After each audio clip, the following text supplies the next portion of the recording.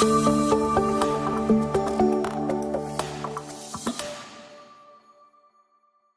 байцгаана уу?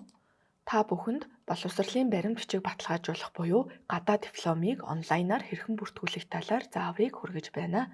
Эхлээд боловсролын магадлалын итгэмжлэх үндэсний зөвлөлийн MNC-ийн эдүүцгийн вебсайт руу ороод үндэсний мэдээллийн төв хэсгийн боловсролын баримт бичиг баталгаажуулах дээр дараад эхний алхам нь өргөдлийн маягтыг татаж аваад үнэн бөгөөд зөв бөглөөд хадгална.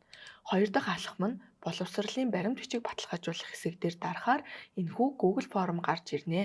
Эхлээд боловсролын баримт бичиг баталгаажуулах үйлчилгээний нөхцөлтэй маш сайн танилцаад зөвшөөрч байна гэд дараагийн алхмыг эхлүүлнэ.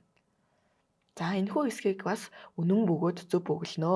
Овог, нэр, иргэншил, регистрийн дугаар, суралцсан улс, төгссөн сургууль, суралцаж эхэлсэн он, төгссөн он, нийт суралцсан хугацаа буюу тухайн сургуульд хэдэн жил суралцсан хөтөлбөр, эзэмшсэн мэргэжил, дипломын дугаар, бүртгэлийн дугаар зэргийг оруулна.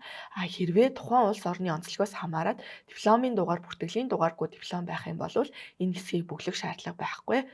За эзэмшсэн боловсролын зэрэг дээр болохоор боловсролын магадлалын итгэмжлэх үндэсний зөвлөл нь дэд бакалавр, магистр, докторийн зэргийн гадаад дипломыг баталгаажуулж байна. За энэ хэсгээс эхлээд бүрдүүлэх материалуудаа апплод хийж оруулна. За add file гээд жишээлбэл бүгдэлсэн өргөдлийн маягтыг оруулаад өгнө. Гэх мэтчлэн бүрдүүлсэн материалуудаа бүгдийг нь оруулаад хамгийн сүүлд нь холбоо барих утасны дуугаар цахим шуудангийн хаягаа оруулж өгөөд үнэлгээгээ өгөөд submit хийгээд таны онлайн хүсэлт илгээгдэж байна. Гадаадд төгссөн диплом баталгаажуулах процесс нь 4-өөс 6-7 хоногийн хугацаа шаарддаг бөгөөд зарим улс орны онцлогоос хамаарат түүнээс ч их хугацаа ордог тул иргэд та бүхэн энэхүү хугацааг бодолцон үзэж материалуудаа өгөөрэй.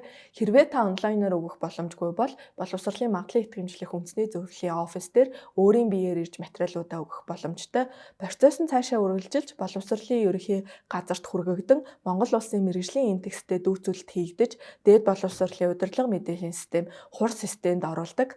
Одоогоор гадаадд төгссөн диплом нь Монголиод орохгүй байгаа тул иргэдэд харагдахгүй байгаа. Тийм болохоор та бүхэн боловсролын ерөнхий газраас диплом баталгаажсан тодорхойлтыг авах боломжтой. Анхаарал тавьсанд баярлалаа.